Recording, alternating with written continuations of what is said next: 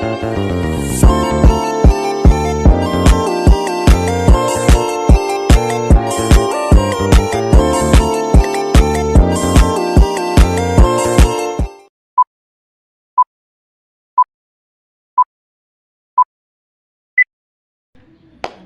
warahmatullahi wabarakatuh. Perkenalkan, nama saya Nukmah Rahmadani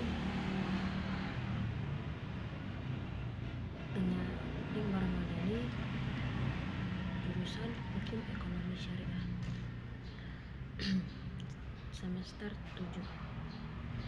Di sini saya sedikit menjelaskan tentang sejarah dan dasar pemikiran bagaimana lahirnya sejarah sosiologi dari masa ke masa.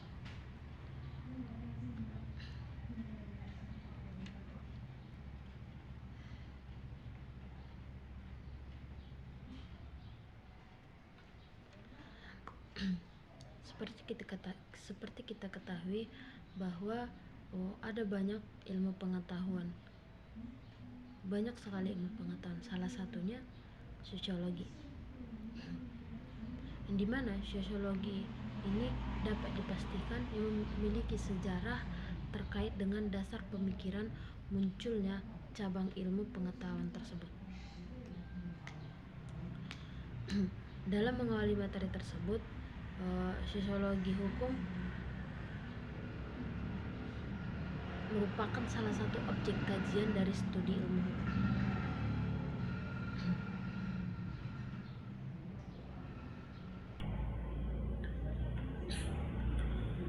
Sosiologi ini juga memiliki sejarah perkembangan dari masa ke masa, seperti perkembangan sosiologi di Eropa dan di Amerika. Sosiologi pada awalnya merupakan bagian dari filsafat sosial yang membahas tentang masyarakat. Sosiologi juga berkembang menjadi ilmu yang berdiri sendiri karena adanya ancaman terhadap tatanan sosial akibat perubahan-perubahan besar yang meliputi revolusi industri, revolusi Prancis pada abad ke-18 dan ke-19. Ada 3 para ahli yang mengemukakan tentang sejarah sosiologi ini.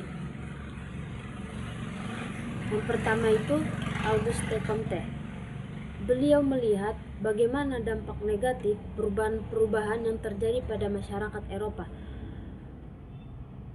Beliau juga menyarankan kajian tentang masyarakat ditingkatkan menjadi suatu ilmu yang berdiri sendiri. Itulah disebut dengan sosiologi. Menurut beliau, sosiologi adalah ilmu tentang gejala sosial yang tunduk pada hukum alam dan tidak berubah-ubah. Sehingga dari penjelasan tentang beliau disebut sebagai bapak sosiologi. Namun, istilah sosiologi ini dipopulerkan oleh Herbert Spencer melalui bukunya Principles of Sociology.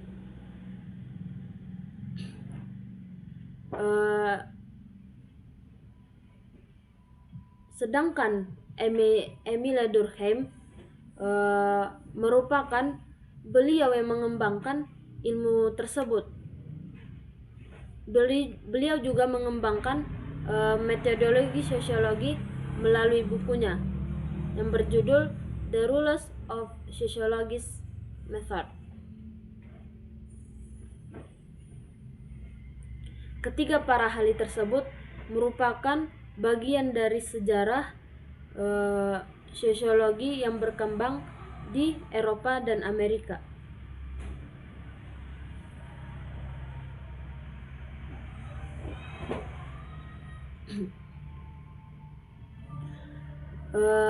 Auguste Comte menyatakan bahwa sosiologi adalah ilmu tentang gejala sosial yang tunduk pada hukum alam dan tidak berubah-ubah. Sosiologi ini harus dibentuk berdasarkan pengamatan terhadap masyarakat, bukan berdasarkan tebakan-tebakan atau dugaan-dugaan. yang terjadi pada lingkungan. Sedangkan Emilia Durkheim mengembangkan metodologi sosiologi melalui bukunya. Durkheim menyatakan bahwa sosiologi memiliki objek kajian yang jelas, yaitu fakta sosial yang terjadi pada masyarakat.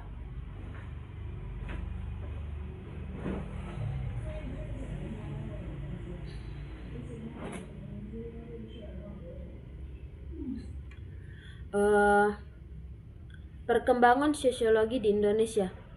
Sosiologi mengalami perkembangan yang cukup signifikan setelah proklamasi kemerdekaan 17 Agustus 1945.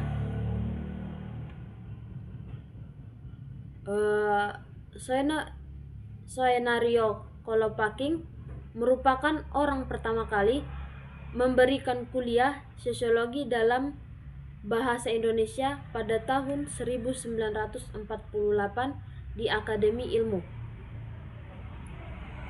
Sosiologi mulai mendapat tempat dan insan akademis di Indonesia, apalagi setelah semakin terbukanya kesempatan bagi masyarakat Indonesia untuk menuntut ilmu di luar negeri, yang dimana beliau juga sangat berperan dalam perkembangan sosiologi di Indonesia. Beliaulah yang merupakan bapak sosiologi di Indonesia.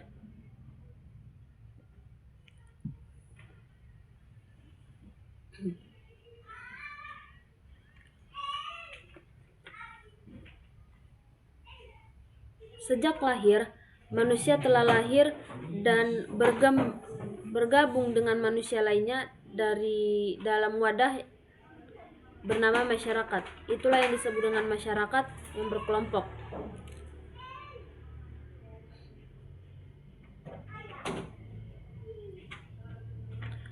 Sosiologi hukum merupakan gabungan dari kata sosiologi dan hukum yang lahir menjadi sebuah kedisiplinan ilmu sendiri sebagai pengkhususan yang menginduk pada ilmu sosiologi.